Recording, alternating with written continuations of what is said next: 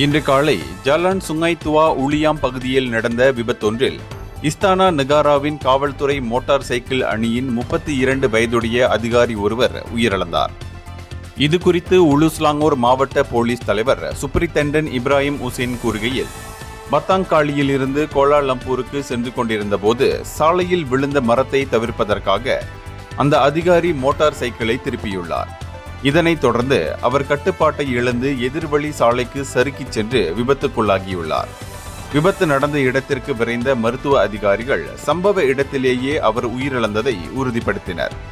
எனவேதான் உயிரிழந்த அதிகாரியின் உடல் கோலாகுபுபாரு மருத்துவமனையில் உடற்கூறு பரிசோதனைக்கு உட்படுத்தப்பட்டுள்ளது.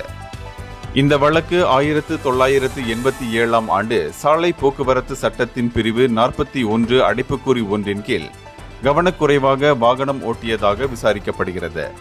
இந்த சம்பவம் குறித்து ஏதேனும் தகவல் தெரிந்தால் விசாரணை அதிகாரிகளை தொடர்பு கொள்ளுமாறு காவல்துறை பொதுமக்களை கேட்டுக் கொண்டுள்ளது. இந்தியர்களின் இதய குரல் மக்களோசை.